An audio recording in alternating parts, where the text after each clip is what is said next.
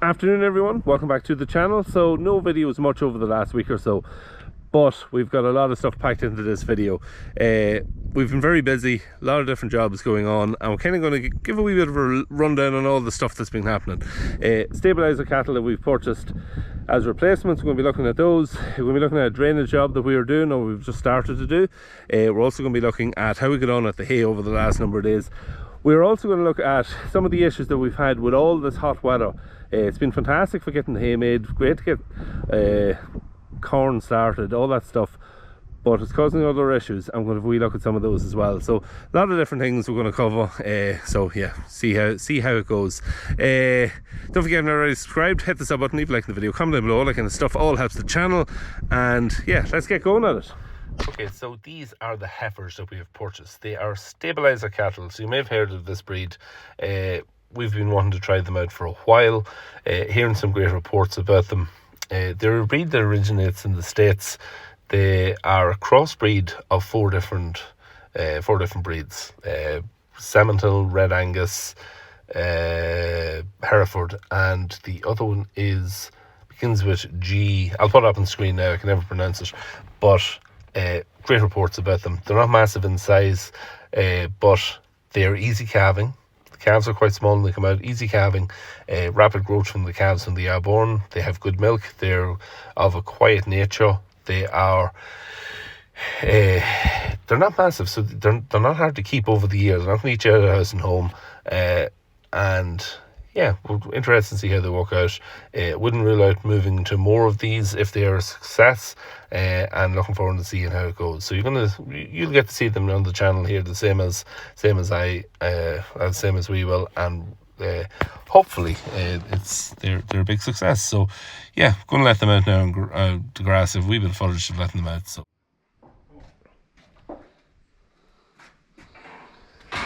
come on, that's the year. Come on. Chip. Come on. Chip. Come on.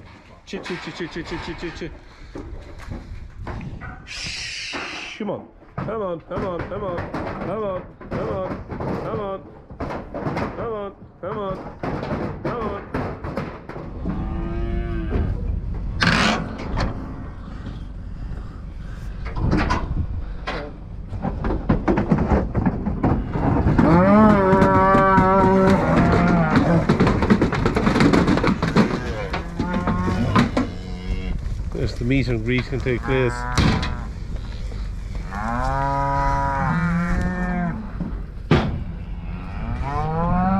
Also, if you want to check out where we got the Stabiliser cattle from, you can check it out. There is a YouTube channel. A young guy called Mark is running it. It's Farmer Mark, Stabiliser cattle. There will be a little link to it in the description. Just go check it out, give him a subscribe, and yeah, you'll see some of the things he gets up to over there. And always nice to support a local YouTube channel as well. So yeah, check him out. Alright, so it's a couple of weeks now, week and a half after we've let those Stabiliser cattle out with the main herd, and we're just flying over here some of the grazing that those suckler cows have come off. It is completely scorched. They're off it over a week, probably about 8 days, and it's just nothing has happened. Just whatever grass is there has just gone completely brown and scorched. This field that they're in, there is still some grass there. It's looking scorched from the air here, but it is better than what it looks like. But we are getting slightly worried now at this point with the grass supplies going forward. We've introduced 2 feeders here. We've introduced hay to them. They are eating some of the hay, but once they have grass, they don't really want the hay. So yeah, I suppose over the next few days they will start to eat hay, and we're going to start giving them hay and trying to hold them for a little bit of time on this field. We have two more fields that we can put them to, but after that we're going to be getting very short on grass. The 2 green fields now, you can see just to the left of the screen there, they were slurried 2 weeks ago. Grass hasn't really greened up very much in it. If anything, it has went a little bit more brown. And then the 2 fields then straight centre of the screen beyond the house, there was hay cutting those about a month ago or 6 weeks ago. They did begin to green up nicely. There is a bit of grass there, but again, it's starting to go yellow and scorched looking, so it doesn't look like there's as much there as what there actually is. but look at the grass everywhere. There's no green grass. There is some silage fields you can kind of see there in the distance, but overall everywhere's fairly scorched. We got no rain. When the other parts of the country got rain over the last month, we got very little. I think we had one bit of rain. That is all we had, maybe about 2 or 3 weeks ago. But we're crying out for it, so we'll be hoping that there is rain coming this week. So the hot weather is causing us lots of issues at the minute. Another issue that we had on the farm was we've had cattle breaking out. Usually in the warm weather they're fairly settled, but we've had 2 batches of cattle that broke out. One batch of heifers broke out through an electric fence that never really causes much issues, but they broke out through it to get into a river, and when they were in the river then they broke into the neighbours next door, because there's no water in the river now, with all this whole prolonged dry spell.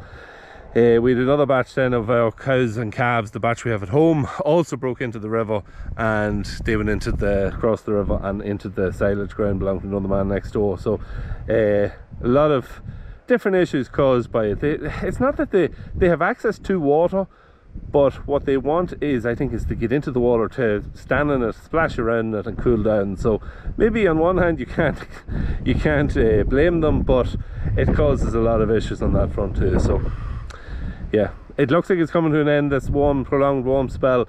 Looks like we're going to have a little bit of rain now over the next, after the weekend, in the early days of next week, we're going to get some rain. So fingers crossed, we need some rain. It's been great to enjoy it, the warm spell, but we need some rain. Okay, so we're over in one of our fields here. It's the field that we cut hay in a few weeks back, and it's just starting to green up, but we're doing a bit of a job here on the bottom of the field. So it's a field we purchased a number of years back. It has had this wet area in the bottom of the field forever. It's along a river here, and it's prone to a bit of flooding in the winter, but there was a lot of waste on it. So I think probably the best job is for me to stick the drone up, and I'll do a little bit of a voiceover and a talk over it, and you can see what we're trying to do here. Okay, so a little bit of a backstory to this plot of land. We had found this field for about 30 years. My grandfather had found it before we did, and about 20 years ago, not for sale. We tried to buy it at the time. We weren't able to purchase it. It was actually purchased in a mistake by the new landowner, who had purchased another plot of land that was also for sale, and he thought the two were running into each other. Turned out this piece was landlocked. We were one of the farms, so was rejoining it, and the new owner ended up having to put this really fancy nice bridge in to access it. So yeah, that bridge is still there. The new owner passed away. We ended up then eventually being able to acquire the land, and that's a number of years ago. So we're really getting a chance now to do the work on it. So you can see some of the things we've done to it so far. We've completely cleared the river. You can see now there's a lovely new bank, clean, tidy bank right along the side of it.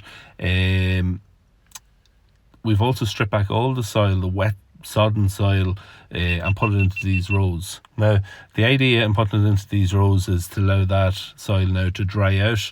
It also lets the ground underneath the sod to dry out. One of the things that we found when we started to do the work was there was a lot of water in this area of the field, and this is actually causing a lot of the sodden, wet, damp area down here. It's a couple of springs flowing gallons of water out of them every few minutes. There's a flow of water right down in the stream. You see, we made a small track down, and the water is now getting out. We're going to have to put a bit of a drain into that, and maybe a bit of pipe, some stone, and just allow the water to get into the drain. It's all fresh water, it's clean water, but we're going to have to do something with it now to get down there. A couple of trees there we had to take out of the river. When we were cleaning the river, they were growing on the bank, they fell in, were blocking the river itself, and they needed to be taken out of it really, because there was a gathering of stuff in the river, and it was just blocking it from the water from getting down. This kind of jobs needs to be done on all the rivers in the whole country. Every landowner should be made to do this, and it will alleviate some of the flooding issues that we have in the wintertime when it rains a lot. So something that everyone should do. If you're along a river, you should be cleaning it out on a regular basis. But basically we just done the whole end of the field with that. What we're going to do now is this area here right along the hill, we're going to strip the topsoil back on either side of it. We're going to take a layer of till out of this area now that I'm just flying across. Going to put it down into that wet area and build up the wet area by about 3 or 4 foot. So it'll allow us then, once that's done, levelled out in it, we'll be able to spread out the topsoil that we have then there in the rows, and hopefully we'll be able to make some very usable farmland on it. We've done this with another piece of land a couple of years ago, and it was a huge success. Dried out fantastically well. We're able to slurry it in the winter time. It's just a brilliant job, and we're hoping it's good on this year. So going to be making a video on this as we're doing it later in the year, and you'll be able to see how it all works out. Alright, so we've moved away from looking at the drainage job. We are now very much at hay. So we mowed down, we had a lump of hay that was left to do, 23.5 acres in total. It's all on the ground. We mowed it down during the week. It's been tedded out now. This is actually the third tedding that it's got, and it is absolutely flying with the weather, as you can imagine. Super weather all week. It's been around 22, 23 degrees all week, and today it's actually 26, 27 degrees. Phenomenal weather. We're not used to getting this kind of weather for making hay. Usually, look, you might do it once every 3 or 4 years, 5 years, but it's fantastic to see. The hay is absolutely flying. This is a really heavy crop in this. It's the last, as I say, of the hay that we have to make, so it's had the longest growing time of all the pieces of hay, and it's going to be, without a doubt, the nicest bit of hay that we have. You could bale this up today. We're not going to, because there's no pressure on it. It's good away into next week. So what we're probably going to do is, we've rowed up 4 small fields that's down at the front of this. I'm going to come over and bale it up this evening. Maybe tomorrow morning we might come over and row this all up, and we bale it up on Monday. So yeah, just great to get it done and dusted and out of the way, and great to be able to enjoy the haymaking process, rather than, it's usually a case that you're battling against the weather, racing against the rain coming, and it's not like that today. It's just this week you're just able to enjoy the process, and yeah, that's nice too. But yeah, I'll just put the drone up, give you a quick little look across at a few of the fields, and you kind of just see the lay of it. And yeah, I'll take the camera back with me when I'm coming over to bale the small fields, and we'll just do a little bit of a video on that too. So okay, so we're going to have a little look at this piece of land. This first field we're in, I kind of fly up and I reverse back so you can get a better look at it, just so you see how steep the hill is in it. It's probably a 45 degree tilt on the hill, or angle on the hill. It is so steep, you have to be really careful on it. Look, it's okay in a 4-wheel drive tractor, but Dad was saying that David Brown took off a couple of times down it, and you have to have your wits about you. Also have to be very careful when dropping off bales, because if you drop them off in the wrong place, you'll have a lot of fun with them. You can lose one. I lost one last year. Took off down the hill, hit the ditch at the bottom at about 80 mile an hour, jumped over it into a bunch of trees, was never seen again. So you have to be very careful. Some of the advantages of it is very elevated, so you constantly get a breeze up here, even on a warm sunny day. You also are open to a lot of sunshine. There's not much shelter because you're up so high. So yeah, ideal for making a bit of hay, and beautiful views around on all directions. So it's a really nice place to be making some hay, and being up there on a nice day, it's really nice. Alright, so moving on to the baling, you see the round baler and the 6.9 just parked there as we were flying past. I was in the middle of doing the round baling, and the 6.4 is actually on the square baler today. Now, why is the 6.4 on the square baler? Well, it doesn't get on it too long. It's actually been quite a while since it's been last on it. The 2850 actually had a fan issue. There's 2 fans. Anyone who knows them, there's 2 fans in the roof for your blower fan, and one of them stopped working. It didn't just stop working, it jammed. The motor just went and it jammed, and it started blowing a fuse. So we had to order a new fan for it, and we actually have it changed now and changed over, so it will be back on the baler for the straw when that's been done. So yeah, so 6.4 was back on the square baler for the first time, I would say, in possibly 10 years, I would say, very close to it anyway. Another reason why Dad put it on the square baler was to have the full use of air conditioning. There's no air conditioning anyway in the 2850, and it was almost 30 degrees this day, so it was no harm having a tractor with good air conditioning in it and a bit of comfort for doing it. You might see Peter walking alongside the sleigh because the rows were so big, and because this field is on a little bit of a slant on certain sides, on certain places on it, the sleigh was jamming up. So it happens a lot in hay. So there's a lot of times you might see somebody having to attend the sleigh on with hay on it.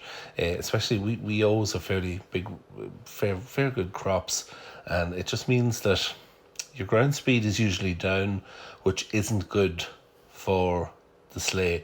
If your ground speed is down, the bales aren't moving quick enough back through the gates, and you can end up having blockages and jams. And hay anyway tends to be a little bit less. The bales usually a bit sticking out of them, and they can catch in the sleigh anyway. So it's just the way it is. Ideally, we could do it, especially for the bigger rows, could do it one of those, the sleigh like same as this, but one of the ones with the hydraulic revolving floor in it that you can set moving at twice the ground speed if you like, and be a much better job. You'd have much less sleigh issues. We always tend to run into some issues as well, sometimes in straw if you've really big heavy crops after the combine. So it's just the way it is. But that's basically the end of this video now. Don't forget, if you're not already subscribed, to hit the sub button, to leave a like in the video, comment down below, and yeah, we will see you in the next one. Next video will be out early in the week, and it will be of combining, baling straw and loading and all that is involved in that. So yeah, looking forward to seeing you then.